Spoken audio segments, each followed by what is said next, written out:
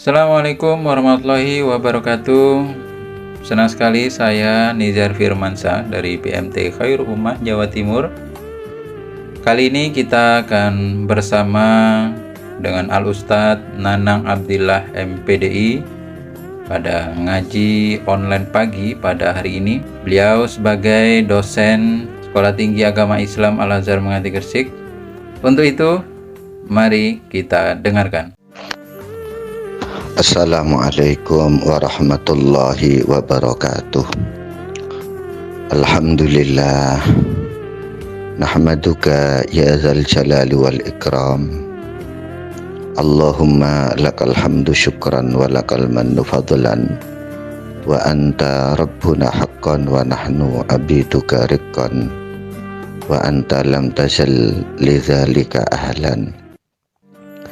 Allahumma salli ala sayyidina Muhammad qamaril wujud fi hadzal yawm wa fi kulli yawmin wa fil yawmil maw'ud sirran wa jaharan fid dunya wal ukhra wa ala alihi wa sahbihi wa sallim. Amma ba'd.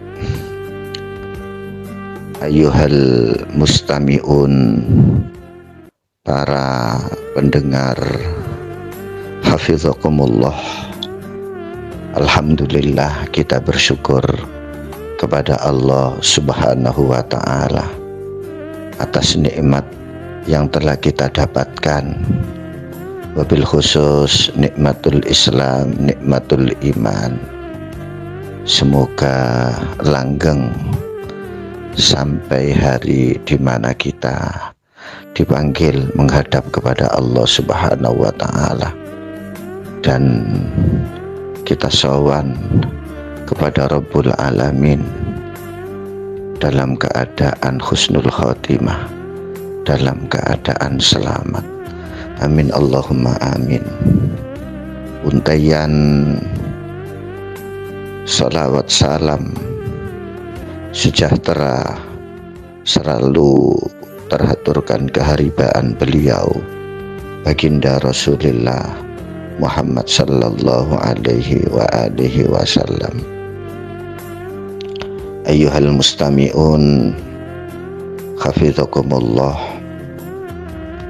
Ada satu kisah, satu hikayah di mana pernah terjadi perkumpulan ulama yang ada di Surabaya. Mereka berbicara tentang masalah ikhtilatiyah bainal jinsain, bercampur aduknya antara manusia yang beda jenis, berkumpulnya laki-laki dan perempuan yang bukan mahramnya ketika mereka berziarah ke makbarah para pembesar ulama, ziarah ke makbarah para aulia as-solihin,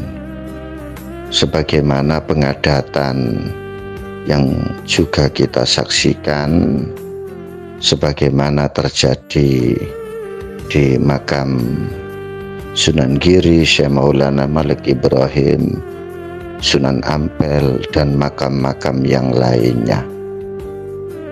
Akhirnya oleh para ulama Surabaya ini, permasalahan ini diaturkan kepada salah seorang syekh yang saat itu menjadi mursyid akbar dari Thariqah Qadiriyah Wang Naqsabandiyah yang ada di daerah Jawa Timur, yaitu Mbah Yai Usman Al-Ishaqi. Ketika beliau disuguhi permasalahan tersebut, maka beliau memberikan jawaban bahwasannya bercampurnya laki-laki dan perempuan yang beda mahram ketika mereka hadir di makam para aulia itu adalah urusan yang kecil.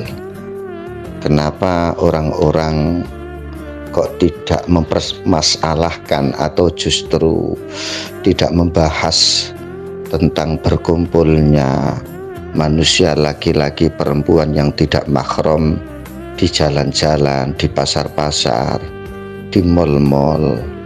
Padahal masalah itu sebetulnya lebih besar dan perlu dibahas daripada hanya membahas perkumpulan manusia beda mahram yang ada di kuburannya para aulia. Dan kemudian beliau menceritakan satu kisah bahwasanya suatu ketika saat diadakan kholnya Syekh Ahmad Badawi, pada waktu itu manusia juga berkumpul, laki-laki dan perempuan. Saat itu kemudian ada seorang mufti yang berdiri di hadapan para hadirin dengan mengatakan bahwasanya i'lamu annal ikhtilat fi hadzal majlis al-mubarak haramun wa bid'atun. Ketahuilah bahwasanya perkumpulan seperti ini itu justru menjadi sebab haram dan bid'ah. Setelah mendengarkan fatwa mufti tersebut, maka orang-orang yang menghadiri khaul itu kemudian bubar dan mau kembali ke rumahnya masing-masing. Tetapi kemudian Allah tunjukkan keramatnya Syekh Ahmad Badawi. Beliau langsung bangun dari kuburan dan memanggil para hadirin tersebut untuk kembali ke tempat. Dan bahkan banyak orang yang sempat bersalaman dengan beliau. Maka dari kisah ini kita memahami, kata Mbah Usman, bahwasanya kita mengakui bahwasanya campur aduknya laki-laki dan perempuan yang memang beda jenis itu memang tetap dikatakan haram. Tetapi ketahuilah bahwasanya orang-orang yang datang kepada para aulia ussolihin itu mereka membawa satu sifat yang namanya mahabbah. Lah dari mahabbah itu kepada para ulama, mereka mendapatkan badi yang besar, mereka mendapatkan keuntungan yang besar dari sisi akhirat. Dan beliau mengatakan bahwasannya inna thawabal mahabbah mazala aksar bin nisbah li khosaratil ikhtilat, bahwasanya sesungguhnya pahala dari mahabbah kepada para aulia, kepada para ulama itu jauh lebih banyak dibandingkan dengan kerugian yang ditimbulkan sebab keharaman bercampurnya antara laki-laki dan perempuan yang beda mahram. Dan beliau mengatakan bahwasanya al-mahabbah asasul iman.